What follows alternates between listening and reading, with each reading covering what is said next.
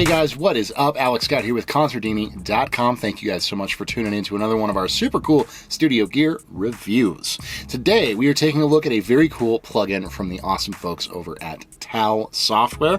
Now, first of all, huge shout out to TAL. A couple of months ago, I reviewed the TAL vocoder, which is a free vocoder plugin that they offer on their site. It's one of my personal favorites. I love it regardless of whether or not it's free. Fantastic vocoder. But after they saw that review, they got in touch and said, hey, we really enjoyed that. If you want, we'll send you some licenses for some of our other plugins and you can check them out. If you wanted to do some videos on them, that would be awesome. And we said, yes, absolutely. So thank you guys so much for kind of sponsoring these videos by sending over those licenses. We really, really appreciate it. And I've loved everything that I've seen from them so far. They have some very cool, very original plugins, and they're doing a lot of stuff that not many other people in the industry are doing. So very cool. And yeah, just thank you guys so very, very much.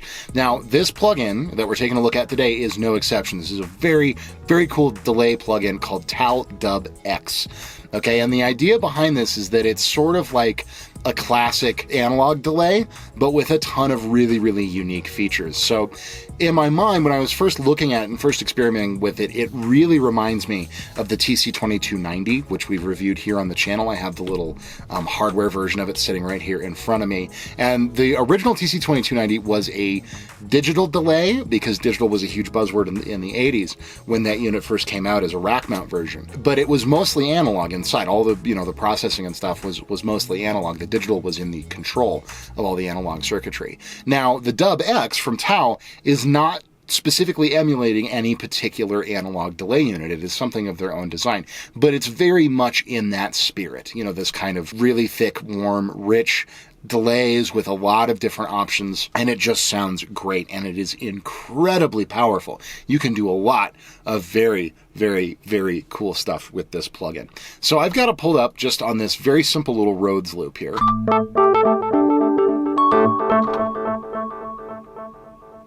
You can already hear right off the bat, that's just the basic patch that you open it up on. Here, let's listen to this Rhodes without. And here it is.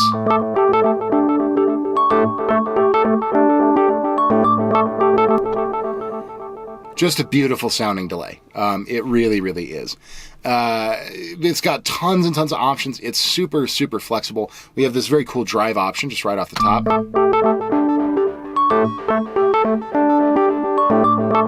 which drives the delayed signal in the background. And for our actual delay, of course, we can have it synced, we can offset it a little bit, or we can free time it, so to speak, just based on milliseconds. And then we can either link our left and right channels, or if we want to have maybe an eighth note in one ear and a quarter note in the other, we can unlink it and we can set it up to do exactly that. And from here, we have some other kind of controls to work with our stereo width and all kinds of different stuff. We do have a great filter as well.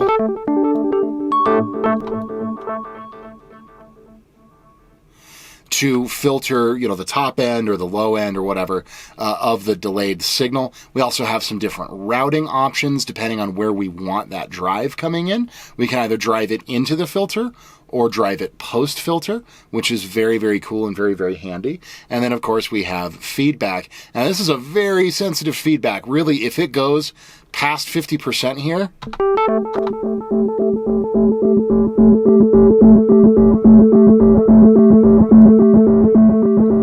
you're into forever delay territory.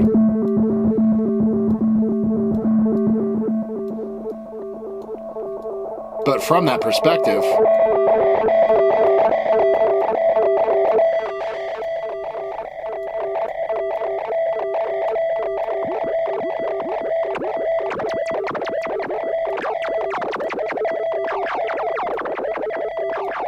I mean, you can just start doing some crazy stuff.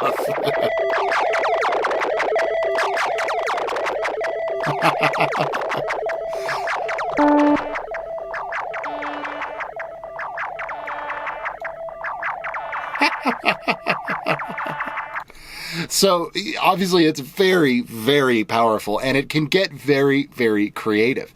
Now, another thing that I love about this is that we have a MIDI learn feature in here. So we can assign, if we've got a MIDI controller of some kind, we can assign any of these knobs to a MIDI controller and use it as a performance instrument. You know, that's one of my favorite things working with like old school delays. You can see behind me, probably just in the corner there a little bit, I have an old Univox tape delay.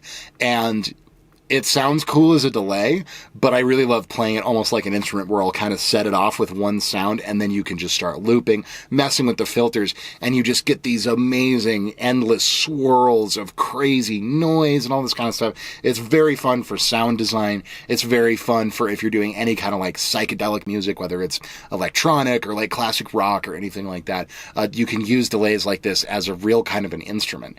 And TAL has just done a great job here. It's got a very unique sound to it. It definitely has a character. You know, it's not a super clean, modern sounding digital delay. It is definitely its own beast in terms of being an analog delay. But it also, of course, comes with quite a few really, really nice presets, and delay is not all it can do. Depending on how you set it up, you can get